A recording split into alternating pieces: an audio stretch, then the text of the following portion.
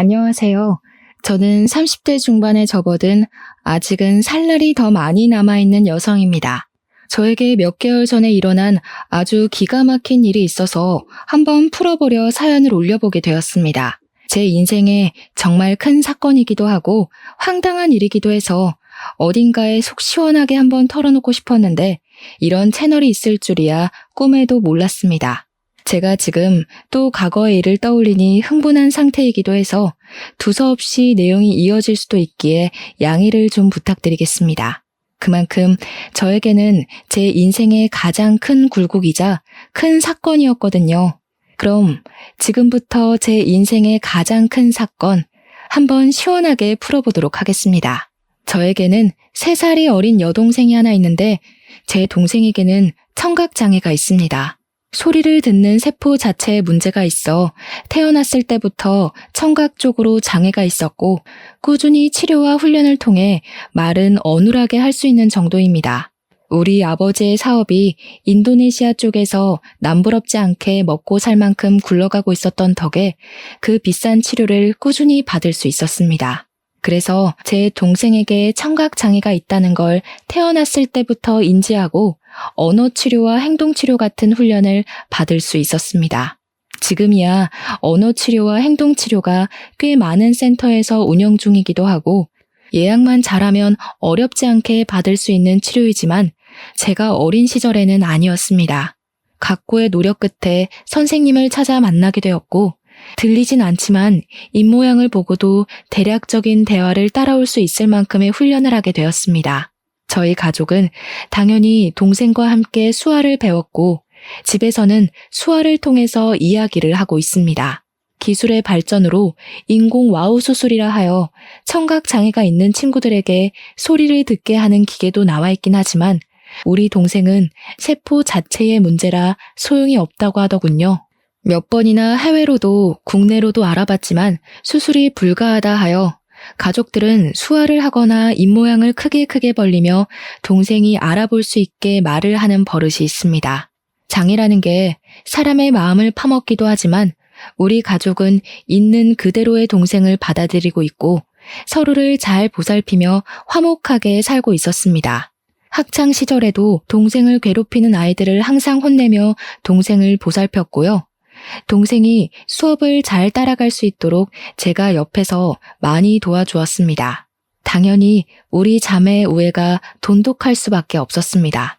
거기다가 동생이 청각장애가 있기 때문에 뒤에서 뒷말을 하는 못된 아이들도 많이 있었기에 저는 그런 동생을 위한 슈퍼우먼이 되어야 했습니다. 다행히 학교가 같은 재단에 있어 초중고를 동생과 같은 학교에서 보내긴 했지만 제가 대학생이 되어 먼저 대학에 진학을 하게 되면서 떨어지게 되었습니다. 동생이 고등학생이 되던 날 어찌나 마음이 떨리고 나 없이도 잘 버틸 수 있을지 걱정이 되던지 물가에 내놓은 아이 같은 마음이 들었더랬죠.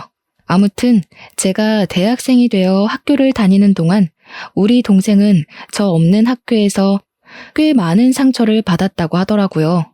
청각 장애가 있는 동생을 꾸준히 괴롭히던 아이들 때문에 동생은 학교는 겨우겨우 졸업을 했지만 사람을 만나는 것을 두려워하게 되었습니다. 저는 그런 동생을 보살피며 취업까지 성공을 하였고 사회인이 되고 나니 정말 너무너무 바쁘더군요. 동생과 항상 주말이면 같이 시간을 보내곤 했었는데 제 일이 너무 바빠지니 주말에는 잠만 퍼질러 자기에도 바빴습니다.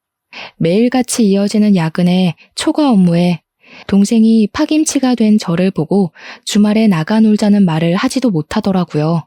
저는 매일같이 늘어지는 다크서클을 감추지도 못한 채 집에서 밥 먹고 자고만 반복을 했습니다. 하지만 그런 시간이 반복이 되더라도 저에게 새로운 사랑이 찾아오는 걸 막아내진 못했죠. 매일같이 회사에서 초과 근무를 하다 보니 같은 회사 입사 동기와 자주 마주치게 되었고 업무적인 이야기를 나누다가 사적인 이야기도 나누게 되었습니다. 서로에게 호감을 가지게 되다가 서서히 눈이 맞아버린 것이었습니다. 당연히 사내 연애였기에 회사 사람들 몰래 비밀 연애를 하게 되었습니다. 남자친구가 생겼으니 주말에 데이트를 하러 나가곤 했는데 그때마다 동생에게 이런저런 핑계를 대는 게 미안하기도 했습니다. 그러던 어느 날 동생이 저에게 가고 싶은 카페가 있다고 말을 걸어오더라고요. 남자친구와 데이트를 하느라 동생을 잘 챙기지 못했기에 미안한 마음이 있던 찰나 동생이 가고 싶다던 곳이 제가 남자친구를 만나기로 한 동네와 가깝더라고요. 동생이 마음에 걸려 남자친구에게 넌지시 물어보니까 같이 만나도 좋다는 대답이 돌아왔습니다. 남자친구에게 미리 언지를 해뒀죠. 내 동생에게는 청각장애가 있어서 의사소통이 조금 힘들 수도 있다. 하지만 입모양을 천천히 보여주면 말은 통한다고요. 제 남자친구는 제 동생에게 청각장애가 있다는 걸 몰랐던 터라 조금 놀라기는 했습니다만 자기가 노력해서 의사소통을 해보겠다고 하더라고요. 아무튼 그날 만나서 같이 미술관에 가서 보고 싶었던 전시회 하나를 보고 동생이 먹고 싶어 했던 파스타도 먹고 가보고 싶다고 했던 카페까지 갔습니다. 제 동생이 청각장애로 인해서 새로운 사람 만나는 걸 별로 좋아하지도 않고 소극적인 성격인데도 이상하게 제 남자친구랑은 잘 어울리더라고요. 둘이 취향이 비슷한 건지 짝짝꿍도 잘 맞아서 저 없이도 손짓 발짓 해가면서 대화도 하고 하더라고요.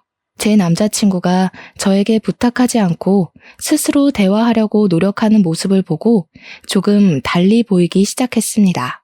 그 이후로 동생이 가끔 형부 만날 때 나도 껴주면 안 돼? 하고 물어봤는데 저는 솔직히 좀 마음이 그렇더라고요. 제 남자친구가 불편해할지도 모르는 일이고 그래서 남자친구에게 먼저 양해를 구하며 물어보니까 자기는 정말 좋다고 같이 보자고 하더라고요. 그러더니 무슨 동네에 봉사 동호회 같은 데에 가입까지 해서는 수화를 배우기 시작했습니다. 저도 모르고 있다가 무슨 유튜브 같은 걸 보고 있길래 뭘 보나 했더니 수화 동작을 배우는 영상이더라고요. 저랑 동생이랑 수화로 대화를 하는 게 멋있어 보였다면서 자기도 그렇게 대화를 나눠보고 싶다고 하더라고요. 그 뒤로 제 남자친구는 정말 각고의 노력을 했고 어설프게 수화를 하며 동생과 대화를 시작했습니다. 제 동생 또한 그런 남자친구의 행동에 감동을 받았는지 둘이 둘도 없는 친구가 되었습니다. 저를 빼놓고 수화로 비밀 대화를 나누는 지경까지 이르렀고 저와 남자친구가 휴가를 맞춰서 여행이라도 가면 둘이 거기서 영상통화를 하며 대화를 하더라고요. 저랑 싸우기라도 한 날이면 영상통화를 켜놓고 이르기까지 하더라니까요.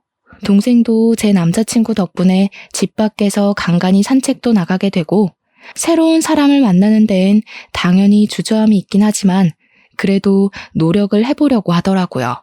혼자 산책 나가는 건 정말 싫어했거든요. 뒤에서 자전거나 오토바이 소리를 못 들어서 위험할 뻔했던 적도 있었고 개가 짖으면서 달려드는데 그걸 몰라서 동네 떠돌이개한테 물린 적도 있었거든요. 제 동생이 또 사람들에게 받은 상처들도 있었고요. 예를 들면 입모양만 봐도 대강 무슨 말을 하는지 다 알 수 있는데 청각장애가 있다고 하니 앞에서 무시하는 말을 하고 그런 거죠. 얼굴은 예쁘장하게 생겨서 귀머거리냐고 불쌍하다고 하는 말들이요. 동생이 입모양으로 다 알아볼 수 있으니 자연스럽게 의기소침해지고 소극적인 사람으로 변해버린 거죠. 하지만 제 남자친구가 편견 없이 대해주고 자기를 위해서 수학까지 배우는 노력을 했으니 얼마나 신이 났겠습니까? 거기다가 우리 가족들은 영상통화를 해볼 생각을 하지 않았었는데 남자친구가 나서서 하니까 뭔가 보기가 좋더라고요. 저도 진짜 고마운 마음이 엄청 많이 들었고요. 남자친구가 영업부 특성상 출장이 꽤 많았는데 그럴 때마다 우리 가족 선물도 챙겨오고 했습니다. 동생을 위해서 따로 준비한 선물들을 보면서 어떻게 이 남자를 싫어할 수 있을까 진짜 진국이다 싶었던 거죠. 그렇게 인연을 만나고 나니까 동생이 저에게 넌지시 찔러보더라고요. 언니는 결혼 생각 없어? 이러면서요. 뭐 인연을 만나긴 했지만 제 나이가 30도 되지 않았을 때라 결혼은 벌써 생각하고 싶지 않다고 딱 잘랐죠. 동생이 저한테 약간 정색을 하면서 언니도 내년이면 30이다. 형부는 언니보다 나이도 더 많지 않냐? 하면서 이야기를 하더라고요. 결혼에 대해 진지하게 생각을 좀 해보라며 이야기를 하니까 진짜 그럴 나이가 됐나 싶기도 하고 말이죠. 그 뒤로도 몇 번이나 저에게 결혼 타령을 하니까 진짜 결혼을 해야 하나? 이 사람이랑 하는 게 맞나? 하는 생각으로 넘어가게 되었습니다. 저는 그때까지도 동생이 제 남자친구랑 내통을 해서 둘이 짜고 저를 떠본 거라고는 생각도 못했습니다. 남자친구가 저보다 4살이 연상이었기에 집에서도 슬슬 결혼 이야기가 나오고 있었나 봐요. 남자친구한테 계속 결혼할 여자 없어? 선이라도 알아봐줘? 하면서 집안 어르신들이 이야기를 하니까 제 의견을 한번 들어보고 싶었던 거죠. 저랑 결혼을 하고 싶긴 하지만 제가 아직 29살이고 의중을 모르니까 동생과 함께 짜고 떠본 것이었습니다. 동생이 한 3개월 내내 결혼 노래를 부르니까 한 해가 더 지나고 제 나이 30에 결혼을 한번 해볼까 싶은 마음이 들었습니다. 동생한테 지금 결혼하면 후회하지 않을까? 남자친구가 너무 좋은데 그냥 결혼할까? 하고 이야기를 하니 고개를 막 끄덕이더라고요. 빠른 거 아니라고, 지금 결혼해도 후회하지 않을 거라고, 형부 너무 좋은 사람이라고 하면서요. 둘이 짜고 치는 고스톱이라는 걸 알게 된 건 남자친구가 딱 3주 뒤에 저에게 프로포즈를 해서 알았습니다. 동생이 저에게 어떤 프로포즈를 받으면 감동받을 것 같냐, 뭐 이런 걸 물어봤었거든요. 아주 종합 선물 세트로 준비를 했길래 눈치를 못 챌 수가 없었죠. 남자친구한테 물어보니까 차일 게 걱정돼서 도움을 좀 받았다고 이야기를 하더라고요. 우리 처제가 내 편이라 정말 다행히 하면서 웃는데 그 모습까지 귀여워 보여서 이 남자랑 결혼해도 되겠구나 하는 마음이 들었죠. 프로포즈를 수락하고 우리 집에 인사를 드리러 남자친구가 오기로 했는데 그날 점심부터 동생이 막 부산스럽게 준비를 하더라고요. 형부 될 사람이 정말 좋은 사람이라고 부모님께 막 나서서 이야기를 하는데 그런 애가 아닌데 칭찬을 하니까 부모님도 좀 놀라시고요. 제 동생이 가족 이외의 사람에게 이렇게까지 정을 붙이고 마음을 털어놓은 적이 없는 애라 놀래실 만도 하셨겠죠. 부모님께서는 우리 집은 인성됨됨이만 잘 잡혀있으면 만사 오케이라고 하시면서 본 적도 없는 남자친구가 마음에 든다고 하셨습니다. 또 제 남자친구가 넉살이 워낙 좋은 사람이라 오자마자 큰절부터 올리고 밥도 고봉밥으로 2그릇이나 먹었습니다. 대화하는 내내 분위기를 얼마나 익살스럽게 잘 이끌고 가던지 저희 부모님도 푹 빠지셨죠. 거기다가 저희 아버지와 술을 한잔하는데 둘이 죽이 너무 잘 맞는 거예요. 둘 다 만취해서 노래방 가자 하더니 정말 온 가족 다 끌고 노래방 가서 신명나게 놀았습니다. 제 동생은 들리지도 않는데도 혼자 탬버린 들고 춤까지 추더라니까요. 진짜 한 6개월치 웃을 거 그날 하루에 다 웃었다고 해도 과언이 아니었습니다. 아무튼 그날 우리 집에서 인사도 잘 드렸고 저도 예비시댁에 방문을 해서 인사를 드리기로 했는데 그제야 남자친구가 이야기를 털어놓더라고요. 사실 그동안 숨기려고 했던 건 아닌데 말하지 못한 게 있다면서 예비시댁의 집안 사정에 대해 이야기를 하기 시작했어요. 남자친구가 어릴 때 아버지께서 돌아가시고 집안의 가장 노릇을 쭉 해왔다고 하더라고요. 당연히 형편이 좋지 못해 대학도 못 갔고 바로 부사관으로 입대를 해서 군 생활을 하다가 27살에 전역을 했다고 하더군요. 할 줄 아는 게 없어서 2년 동안 각고의 노력 끝에 자격증들을 줄줄이 따게 되었다고 했습니다. 지금 회사에 입사를 하게 된 것도 고졸 전형으로 입사를 한 거라며 미리 말을 못해서 미안하다고 하는 겁니다. 아버지께서 돌아가실 때 빚을 좀 남겨놓고 가서 그 빚을 갚으라 여태 모아둔 돈이 별로 없다고 하면서요. 저는 솔직히 너무 놀랐죠. 거의 3년을 만났는데 그동안 그런 사정을 단 한 번도 비치지 않아서 몰랐거든요. 항상 깔끔하게 옷을 입고 다녔고 마음에 공허함이 있다거나 어딘가 부족하다 모자라다 하는 느낌이 전혀 없어서 짐작도 하지 못했었습니다. 그것도 결혼 직전에 와서 그런 이야기를 하니까 순간 마음이 흔들리는 건 어쩔 수가 없더라고요. 제 눈에 동공지진이 일어날까 제 손을 딱 잡으면서 이야기를 하더라고요. 자기가 15년 동안 빚을 갚았다고, 고등학교 2학년 때부터 아르바이트를 해서 돈을 벌었다고요. 생활력 하나는 남들과 비교도 할 수 없게 좋고 무슨 일이 있어도 절대 굶길 일 없을 거라고 했습니다. 빚도 다 갚았고 집안에 돈을 퍼줘야 하는 것도 절대 아니니까 걱정하지 말라고요. 단지 집으로 인사를 드리러 갈 텐데 집이 많이 낡아서 보이는 게 전부가 아니라는 말을 하고 싶었대요. 아버지께서 돌아가시기 전에 남겨주신 집이라 차마 처분도 못하고 그 낡은 데서 온 가족이 살았다고요. 가족들의 소중한 추억이 담겨있는 집이라 상속 포기도 하지 못하고 돈을 다 갚을 수밖에 없었다며 덧붙였습니다. 저희 집이 아무래도 넉넉한 집안이다 보니 돈이 없는 사람과 결혼한다는 게 고된 일이라는 생각은 별로 하지 못했어요. 그런 거 있잖아요. 어차피 내가 돈이 있으니 내가 더 준비하면 된다는 안일한 생각을 했다고나 할까요? 남자친구, 그러니까 예비신랑의 꾸준한 설득 끝에 예비시댁에 방문을 하기로 결정을 내렸습니다. 양손 무겁게 가라는 부모님의 말에 선물을 잔뜩 준비해서 예비시댁에 방문을 했는데 조금 놀랍긴 하더라고요. 벽지에는 곰팡이가 죄다 쓸어 있었고 문 경첩은 뜯어져 나가서 문이 덜렁덜렁 붙어있는 수준이었습니다. 현관문에 옛날 빌라처럼 철문으로 되어 있었는데 누가 발로 찬 건지 망치질을 한 건지 우글우글 찌그러져 있었고요. 제가 찌그러진 문을 바라보고 있으니까 예비 시모가 다가와서는 어휴 저걸 고친다는 걸 여태까지 까먹었다고 하시면서 멋쩍게 이야기를 하시더라고요.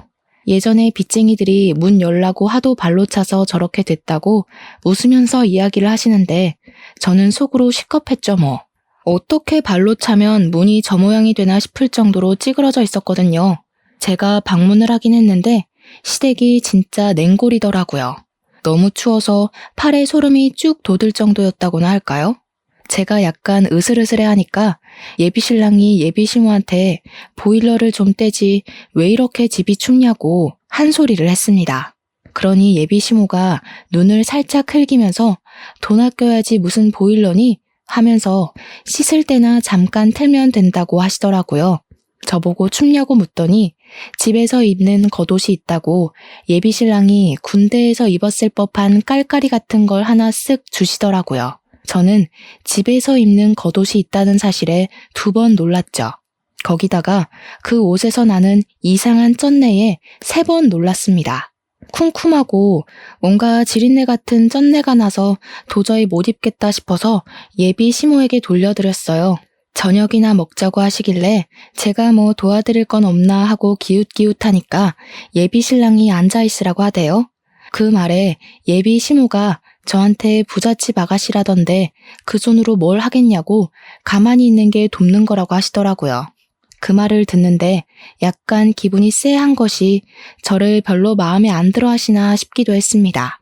저녁밥이라고 대충 상을 차려주셨는데 물론 저희 집과는 가정 환경 자체가 차이가 나니까 그럴 수 있다 생각은 하면서도 영 기분이 별로인 거예요. 치킨 볶음밥 같은 거랑 김치만 냅다 올려져 있는 상이었는데 예비 시모가 우리 집 김장김치가 정말 맛있다면서 밥 2공기 먹어도 된다고 하시더라고요. 제가 밥을 젓가락으로 뒤적거리다가 이거 치킨이에요? 하고 물어봤더니 예비 시모 하는 말이 어제 치킨 시켜 먹고 남은 걸로 볶았다고 하시더군요. 음식 남기는 거 벌 받는 거라면서 환경 보호해야 된다고 덧붙이시는데 제 얼굴이 다 빨개지더라고요. 물론 제가 상다리 부러질 만큼의 식사를 기대한 건 아니지만 남은 치킨으로 만든 볶음밥에 김장김치 덜렁 있는 건 아무리 생각해도 아니잖아요. 제 표정이 점점 굳으니까 예비신랑이 안절부절하는데 저는 그러면 제가 사온 고기라도 구워주실 줄 알았거든요. 근데 그 고기는 나중에 우리 딸 오면 구워 먹어야지 하면서 냉장실로 직행하더라고요. 도저히 입맛이 없어서 밥 한 술 뜨지도 않고 수저를 탁 내려놨습니다. 그러니 그제야 예비신랑이 예비시모한테 화를 내더라고요. 아니 엄마, 내가 어제 준비 좀 잘해달라고 10만 원 드렸잖아요. 그 돈으로 장도 보고 하시라고요. 어제 네 조카들 놀러 왔던 거 몰라서 그래? 걔네도 힘들게 사는데 내가 장이나 보고 그럼 되겠니? 네 조카들 필요한 거 사라고 내가 용돈 줬다. 예비 신랑이 아니 그 돈을 그렇게 쓰면 어떡하냐 하면서 이야기를 하는데 대뜸 저한테 화살이 돌아오더라고요. 예비 시모가 저를 딱 보면서 말을 이어가셨습니다. 나한테 딸이 하나 있는데 우리 마지야 마지. 걔가 어릴 때 시집 가서 애들도 좀 크고 그러거든. 걔네도 고생하는데 돈은 없고 아무튼 학원 가야 하는데 돈 없다 난리를 쳐서 내가 용돈 좀 줬어. 아직 결혼도 안 한 사이에 서운하거나 뭐 그런 거 아니지? 그 자리에서 제가 어떻게 서운해요 하겠습니까? 막말로 그건 서운한 게 아니라 저에 대한 예의가 없는 거라고 생각했어요. 손님 불러다 놓고 치킨 볶음밥에 김장김치라니 기가 차서 원. 제가 그냥 아무 소리 안 하고 가만히 있으니까 예비 시모도 좀 민망했는지 그래 뭐 아가씨 돈도 아닌데 하고 넘어가시더라고요. 그 말에 기가 막혀서 표정만 더 굳어버렸습니다. 그렇게 찜찜한 자리를 뒤로하고 나왔는데 고민이 엄청나게 되더라고요. 우리 집에서는 이만한 남자 없다, 빨리 결혼해라 하는데 시댁 분위기는 세상에서 가장 구질구질한 느낌이고 그런데 또 한편으로는 결혼해서 시댁 식구들 만나봐야 1년에 몇 번이나 보겠나 싶기도 하고 그래서 결혼 준비를 시작하게 되었습니다. 이제 와서 결혼 못하겠다. 너랑 나랑 집안 차이가 너무 심하다 하기에는 시간이 너무 흘러버린 탓도 있었고요.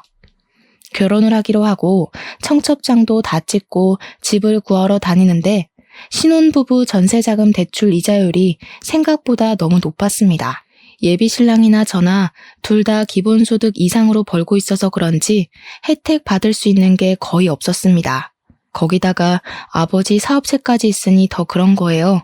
결국 제가 골머리를 썩으니까 아버지께서 눈치를 채시고 먼저 말을 해주셨습니다. 사실 제가 동생에게만 슬쩍 이야기를 했는데 동생이 아버지께 이야기를 했더라고요. 언니가 집 때문에 고민이 많아 보인다고요. 아버지께서 저한테 집을 해주시겠다고 그러니 너무 대출받는 거에 신경 쓰지 말라고 해주셨습니다. 저야 너무나도 감사했죠. 제일 중요한 집 문제가 해결되고 나니까 알턴 일을 뺀 기분이었습니다. 집 대출만 안 받아도 솔직히 한 달 생활비에서 엄청난 차이를 보이니까요. 그렇게 모든 준비가 끝나고 결혼식 날이 왔는데 저는 신부 대기실에 내내 있느라 동생에게 무슨 일이 생겼는지 알 수가 없었죠. 근데 신부 대기실에 찾아온 동생의 낯빛이 너무 안 좋더라고요. 그래서 무슨 일 있었냐고 물어보니까 동생이 고개를 절레절레 젓더라고요. 근데 이 언니들의 감이라는 게 있으니까 동생에게 뭔가 있는데 숨기고 있다는 느낌을 세게 받았습니다. 저한테 결혼식 잘하라고 수화로 말을 하길래 저도 알겠다고 대답을 하고 있는데 신우가 신부 대기실에 들어오더라고요. 저희 자매가 수화로 이야기를 하고 있으니까 갑자기 어머 하더니 옳게 지금 동생 장에 있는 거 티내는 거야? 하더라고요. 순간 내가 무슨 말을 들은 건지 싶어서 신우한테 지금 뭐라고 했냐고 되물었더니 인상을 팍팍 쓰더라고요. 우리 동생이 그 찰나에 어깨를 움츠리는 걸 보고 이 망할 신우가 내 동생한테 뭔 짓을 했나 싶었습니다. 제가 빤히 신우 얼굴을 보고 있으니까 신우가 하는 말이 결혼식 입구 앞에서 사돈어른이랑 사돈처녀가 수화로 대화를 하더라고 하면서 운을 뗐어요. 그런데 자기 쪽 친척이 신분의 집안에 벙어리가 있냐고 물어봤다면서 그래서 벙어리가 아니라 귀머거리라고 했다고 이야기를 하는 겁니다. 순간 심장이 벌렁벌렁하면서 화가 엄청나게 나더라고요. 근데 신우가 거기서 멈추지 않고 선을 넘더라고요. 자기네 친척이 그런 거 다 유전병 아니냐고 물어봤다면서 동생이 장손인데 하자 있는 집에 장가 보내는 거 아니냐고 난리를 쳐서 자기가 곤란했다고 하더라고요. 우리 동생이 아무리 못 듣는다고 해도 눈치라는 게 빤히 있는데 입모양만 보고 대충 무슨 이야기인지 알아차린 것 같더라고요. 고개를 푹 숙이고 훌쩍거리는데 그 상황에서 열이 안 받을 언니가 어디 있겠습니까? 웨딩 드레스를 입고 있다는 것도 까먹고 벌떡 일어나서 신우 머리채를 확 잡아버렸죠. 그러니까 도우미로 와주신 이모님이며 옆에 있던 제 친구들이며 놀래서 저랑 신우를 막 말리고 뜯어놨습니다. 제가 씩씩거리면서 머리가 다 헝클어진 신우를 향해 소리를 질렀습니다. 지금 그게 내 앞에서 할 말이에요? 유전병이 어쩌고 어째? 지금 말 다 했어? 결혼식장에 와서 축하해주기 바쁠 텐데 별 걱정을 다 하네 진짜. 나 기분 나빠서 결혼식 못하겠으니까 당장 가서 결혼식 취소됐다고 해요. 그러니 신우가 화들짝 놀라서 아니 뭐 그렇게까지 말을 하고 그러냐고 제 동생한테 내가 미안해 하는 거예요. 그 형식적인 사과에 화가 나서 지금 신우가 한 짓을 생각해보라고 내가 이 결혼식을 내 발로 들어가게 생겼냐고 하면서 소리를 질렀죠. 제가 신우 머리채를 잡았다는 게 신랑 귀에도 들어갔는지 신랑이 막 뛰어들어오면서 무슨 일이야? 왜 그래? 하더라고요. 도저히 분이 풀리지가 않아서 너네 친척들이며 너네 누나며 할 것 없이 내 동생 보고 기머거리니 벙어리니 유전병이니 정신 나간 소리 하더라 했습니다. 내가 지금 이 말을 듣고도 결혼식장에 들어가는 게 맞겠냐고 나 결혼 안 하겠다고 하니까 신랑이 신우 째려보면서 누나 하더라고요. 어떻게 사람이 그런 소리를 아무렇지 않게 하냐고 신우가 내 눈앞에 있으면 결혼식 안 하겠다고 했죠. 그 말에 신우가 놀래서 지금 동생 결혼식장에서 자기를 쫓아내는 거냐고 그런 말도 못해? 내가 못할 말 했어? 하길래 또 열받아서 성큼성큼 갔어요. 머리채를 쥐어잡으려고 하니까 신우가 놀래서 피하더라고요. 신랑이 신우 보고 동생 결혼식 망하게 생겼는데 자존심 부릴 일이 남았냐면서 신우를 쫓아냈습니다. 진짜로 신우는 저희 결혼식장에 못 들어왔어요. 제가 신우 있으면 결혼 안 하겠다고 하고 대기실에 눌러 앉아버렸거든요. 신우 쫓아낸 거 확인하고 나서야 식이 시작이 되었고 찜찜한 마음은 그대로 제가 떠안게 되었죠 뭐. 결혼식이 끝나고 신혼여행길에 오르는데 제가 기분이 영 안 풀려서 동생한테 이야기를 했어요. 절대로 그런 이야기에 마음 쓰지 말라고. 못 배워먹은 인간들이 하는 말 귀담아 듣지 말라고 했죠. 그러고 비행기를 탔는데 남편이 저한테 그러는 거예요. 못 배워먹은 인간들이라고 한 거 사과하라고요. 제 남편이 대학을 못 나왔다고 했잖아요. 그래서 그런지 공부에 대한 자격지심을 좀 부리긴 했어요. 고졸 전형이랑 대졸 전형이랑 연봉 차이가 좀 있거든요. 남편이 영업부라 실적은 괜찮은데 기본급에서 차이가 나니까 대졸 전형자들이랑 크게 월급 차이가 나지 않았거든요. 거기다가 공부를 못해서 대학을 못 간 게 아니라 돈이 없어서 못 간 것이니 그럴 만도 했죠. 하지만 저도 제 동생이 그런 모욕을 당했는데 자존심이 있죠. 어떻게 냅다 사과를 하겠습니까? 저도 의견을 굽히지 않았고 사과는 못하겠다고 했습니다. 둘 다 자존심을 부리다가 신혼여행 가는 비행기 안에서 12시간 내내 아무 말도 안 하고 있었다니까요. 도착해서도 냉기만 폴폴 풍기다가 사과를 안 하면 같이 안 다니겠다고 먼저 선수를 치더라고요. 저도 굽히기 싫어서 너랑 안 다니겠다고 하고는 관광도 따로 다녔습니다. 혼자 며칠을 지내다가 결국 마지막 날이 되고 나서야 타협을 하게 되었죠. 사과를 하거나 그런 건 아니었고 서로 잘못한 거고 서로 기분 나쁜 상태니까 조심하자고 대충 휴전 정도만 한 거죠. 근데 둘 다 서로의 가족에 대해 그렇게 말한 게 앙금으로 남아서 혼인신고를 원래 신혼여행 다녀오면 바로 하기로 했었는데 조금 미루기로 했어요. 남편도 제가 꿋꿋하게 사과를 하지 않고 자존심을 부리니 혼인신고를 미루는데 동의하더라고요. 보통은 신혼여행을 다녀오면 시댁과 친정 인사를 드리러 가잖아요. 근데 결혼식 날 그런 소동이 있었는데 시댁 인간들 얼굴이 보고 싶었겠습니까? 남편도 저랑 별반 다르지 않은 것 같았고요. 그냥 일이 바빠서 인사드리러 갈 시간이 없다고 대충 둘러대고는 저는 우리 집으로 남편은 시댁으로 각자 가서 선물 줄 거 주고 돌아왔습니다.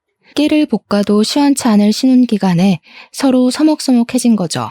연애할 때도 이렇게 싸워본 적이 없었기에 저희는 어떻게 풀어야 할지 방법도 모르고 있었습니다. 그렇게 한 달이라는 시간이 좀 지났을까? 시모가 갑자기 할 이야기가 있다면서 시댁으로 오라고 부르더라고요. 그 곰팡이 쓸어있는 냉골 같은 집에 갈 생각을 하니까 너무너무 싫었지만 피하는 것도 하루 이틀이지 불렀는데 가야죠.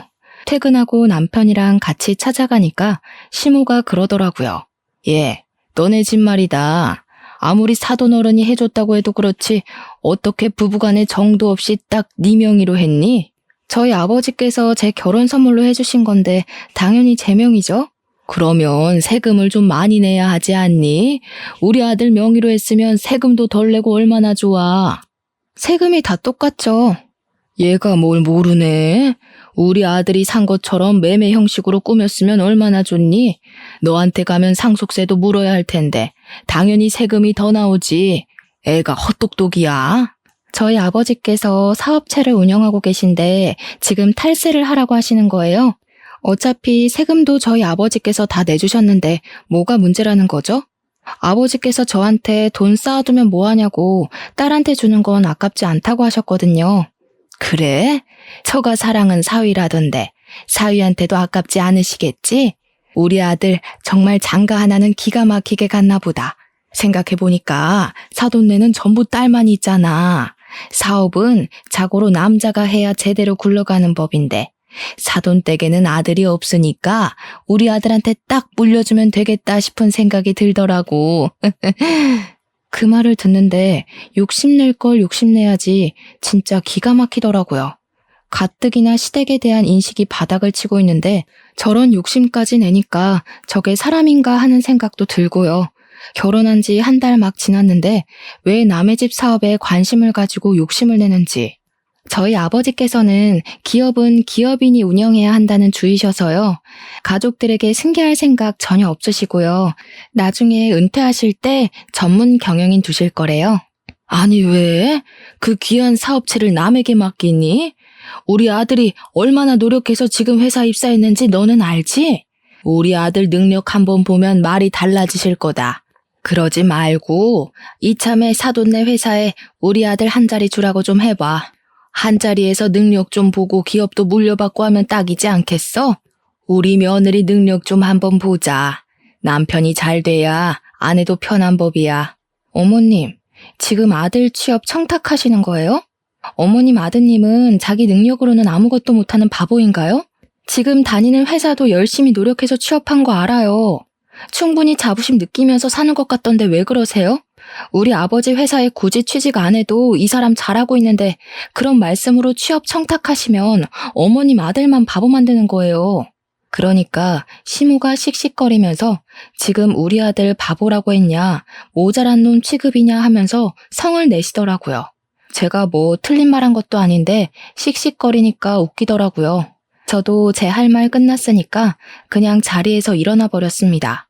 그 자리에 더 앉아있어 봐야 얼굴 붉힐 일만 남은 것 같고 이런 취업 청탁이 영 듣고 싶지도 않았고요.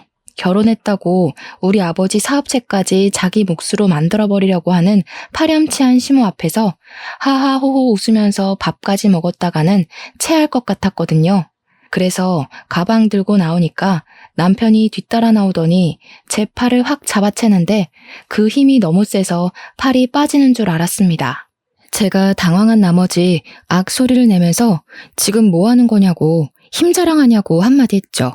그러니까 시모가 저를 보면서 혀를 끌끌 차면서 왜 따박따박 시모한테 말대답을 하고 드냐면서 한 소리 하는 거예요. 남편은 눈을 크게 뜨고 제가 하는 행동이 잘못됐다는 식으로 바라보고 있고 시모는 뒤에서 구시렁거리고 이것들이 죄다 한패인가 본색을 벌써 드러내는 건가 막 온갖 잡생각들이 머릿속에서 춤을 추더라고요. 제가 못할 만한 것도 아니고 왜 남편 몫이 아닌데 자꾸 욕심을 내는 거냐고 했습니다. 그러니까 남편이 하는 말이 자기가 욕심낸 것도 아니고 아들이 잘 됐으면 하는 부모의 마음인 걸 모르냐고 하더라고요. 제가 아무 소리 안 하니까 남편이 먼저 됐어. 너랑 무슨 이야기를 하냐 하면서 말을 끝내더라고요. 지금 누가 할 소리를 하는 건지. 연애할 때는 그런 내색 한 번 없더니 결혼하니까 돌변하는 게 무섭더라고요.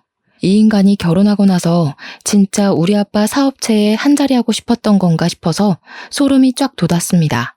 그렇게 냉전이 지속되니까 하루하루 지쳐가면서 내가 왜 이 사람이랑 살아야 하나 싶더라고요.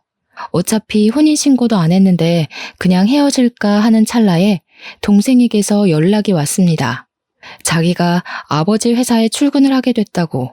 형부 덕분에 기운도 차렸고 새로운 걸 해보고 싶은 마음에 컴퓨터 학원을 다니면서 워드 자격증을 땄대요. 정정당당하게 이력서 넣고 면접 보고 합격해서 출근하게 되었다고 하는데 마음이 다 뭉클하더라고요. 그런 와중에 남편이 저에게 화해 제스처를 보냈고 언제까지 이렇게 말없이 살 거냐고 숨이 막힌다고 하더라고요. 그러면서 서로 오해가 있는 걸 풀었으면 좋겠다고 주말에 같이 캠핑 카라반 같은 걸 예약했다고 거기나 놀러 가자고 하더라고요. 또 남편이 먼저 손을 내미니까 그러자 싶어서 주말에 마트에 가서 장을 보고 카라반에 가기로 했습니다. 원래 캠핑의 묘미는 고기를 구워 먹는 거니까 장을 보는데 남편이 고기를 무슨 두근을 사는 거예요. 둘이 먹을 건데 뭐 이렇게 많이 사는 거냐 하는데 소고기 먹을까? 하면서 한우 비싼 걸 잡더라고요. 원래 캠핑의 묘미는 삼겹의 목살이다 하면서 돼지고기로 골랐죠. 소고기는 숯불에 다 늘어붙거든요. 남편이 너무 과하게 사길래 말리다가 포기하고 장을 봐서 캠핑 카라반으로 갔는데 참나 거기 신우가 떡하니 와 있대요. 저 보자마자 장 많이 봐왔냐고 하는데 진짜 욕이 나오더라고요. 화해 제스처는 개뿔, 신우 식구들 먹일 장만 잔뜩 봐서 강꼴이 된 거죠.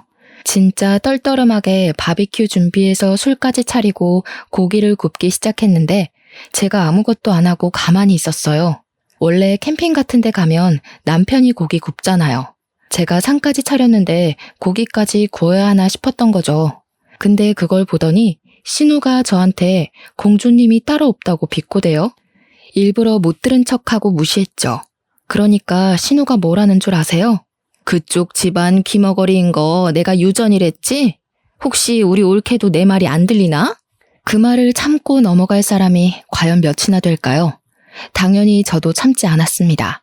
결혼식 날 머리 뜯긴 게 부족했나 봐요. 그 주둥아리로 지금 뭐라고 하신 거예요? 뭐? 주둥아리? 제정신이냐? 너 우리 누나한테 그게 무슨 말버릇이야? 올케, 집 좀 산다고 내 동생 너무 무시하는 거 아니야? 고기는 여자가 구워야지.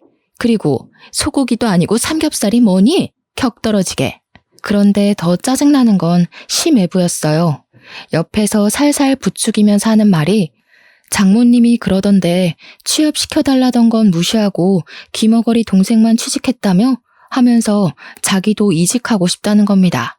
만년 과장으로 살 수는 없고 어디 이사나 전무자리 좋은 데 있으면 자기랑 저희 남편 취업 좀 시켜달라고요. 열이 뻗쳐서 말로 싸우기를 포기하고 사왔던 돼지고기 두근을 전부 심해부 신우 남편의 얼굴을 향해 던졌습니다. 다들 생고기를 처맞고 깍깍거리는데 저도 씩씩거리면서 할 말 다 했죠. 아줌마는 여자 아니야? 시자 붙었다고 시킬 생각만 하네. 그러지 말고 손수 모범을 좀 보이던가. 그리고 전무나 이사? 아저씨가 할 줄 아는 게 뭐가 있다고 그 자리를 달래? 우리 아빠 회사가 무슨 구멍가게인 줄 알아? 능력이 있어야 뭘 시켜주든지 말든지 하지. 취업 청탁은 누가 하는 건데 지금 누구 보고. 내 동생은 당당하게 이력서 넣고 합격한 거거든? 진짜 살다 이런 개차반의 무식한 인간들 처음 본다. 그러니 남편이 뭐? 무식? 내가 그런 소리 하지 말랬지? 하면서 달려들더라고요. 야, 돈 없어서 대학을 못 갔다고? 웃기지 마. 장학금도 있고 학자금 대출도 있는데 뭔 핑계야. 그냥 네 성적에 그저 그런 대학 가야 하니까 핑계대고 부사관 간 거겠지. 그리고 그 고기 잘 씻어서 먹으면 되지 않겠어? 가족들끼리 두런두런 좋은 시간 보내고 우리는 여기서 갈라섭시다. 혼인신고도 안 했겠다. 집도 4명이겠다. 혼수도 내가 해왔겠다. 몸만 나가면 되지? 옷까지 몇 개 있는 거 그건 택배로 보내둘게. 착불로. 남편이 뒤에서 부들부들 떨면서 진짜 가면 이혼이야 하는데 저는 이미 갈라서기로 결심했는걸요. 그대로 운전해서 신혼집 비밀번호부터 바꿔버리고 대충 짐 싸서 친정으로 도망을 왔습니다. 친정 부모님이 놀라시긴 했지만 제가 차근차근 모든 일을 이야기하니까 아무 소리 하지 않고 잘 왔다고 해주셨어요. 그 와중에도 카라반에서 1박을 하고 온 건지 다음날 집 비밀번호 뭐냐고 난리치는 거 내 집에 자꾸 들어가려고 하면 가택 침입으로 고소하겠다고 했습니다. 친정집에서 출퇴근을 하는데 같은 회사를 다니고 있으니까 회사에서도 계속 찾아와서 난리를 치더라고요. 한 열흘 지나니까 저도 스트레스를 받고 아버지께서 저한테 그러지 말고 아버지 회사에 들어오는 게 어떠냐고 하셨습니다. 회사에 바로 사표 던지고 아버지 회사에 낙하산으로 들어가기로 했죠. 사표 내고 오전 중에 신혼집 가서 남편 물건 택배로 보내고 나왔는데 오후에 퇴근하고 나서 또 비밀번호 타령하길래 바로 경찰 불렀습니다. 혼인신고도 안 했으니까 가택 침입으로 조사를 받게 됐고 그제야 제가 물을 마음이 없다는 걸 알았는지 갑자기 잘못했다고 하대요. 소 잃고 외양간 고치는 것도 아니고 저는 이미 결심이 섰기 때문에 싹 무시했습니다. 며칠이 더 지나자 이번에는 시모가 재산 분할을 해달라고 연락이 온 거예요. 어디서 뭘 찾아본 건지 재산 분할은 귀책 배우자 상관없이 하는 거라고 당당하게 말하길래 저도 이야기해줬죠. 변호사한테 물어보라고. 고작 5달 살았는데 무슨 재산 분할을 해주냐고요. 거기다가 아직 혼인신고도 안 했는데 재산 분할할 대상도 아니라고 하니까 시모도 변호사한테 물어봤나 봐요. 어디 법률사무소에 가도 똑같은 소리를 하니까 저한테 위자료 1,000만 원만 주면 안 되겠냐고 하더라고요. 위자료는 지금 누가 받아야 하는데 그딴 소리를 하냐고 꺼지라고 해줬죠. 회사도 그만뒀겠다. 신혼집도 꽁꽁 닫아버렸겠다. 남편이 아무리 뻔뻔해도 친정집 와서 난동은 못 부리더라고요. 아버지께서는 시간이 지나면 다 잠잠해질 거라고 하시면서 저를 위로해 주셨습니다. 덕분에 아침마다 아버지랑 동생 손잡고 같이 회사 출근하고 있어요. 이혼이랄 것도 없는 제 짧은 동거 생활 5개월을 이렇게 청산하고 벌써 3개월이라는 시간이 더 흘렀습니다. 아직까지도 가끔은 야밤에 자니? 하면서 문자가 오긴 하는데 나중에 스토커 짓이라도 하면 고소하려고 증거로 남겨주고 있습니다. 전 회사에서도 수근수근 거린다는데 언제까지 붙어있나 두고 보려고요. 저는 아버지 회사에서 출퇴근 잘하면서 동생과 같이 주말에 놀러도 가고 시간을 잘 보내고 있답니다. 남자라면 치가 떨리지만 그래도 가족들은 좋은 사람 만나서 재혼하길 바라는 듯 하시네요. 그건 시간을 두고 천천히 생각해보면 되겠죠? 앞으로는 겉과 속이 다른 사람은 피하고 싶어요, 정말. 아주 짧은 결혼 생활이었지만 비혼도 나쁘지 않은 선택이라는 결심에 힘을 실어준 시간이었습니다. 여러분들도 현명한 결혼 준비 혹은 비혼 준비하시길 바라면서 제 이야기는 여기서 마치도록 하겠습니다.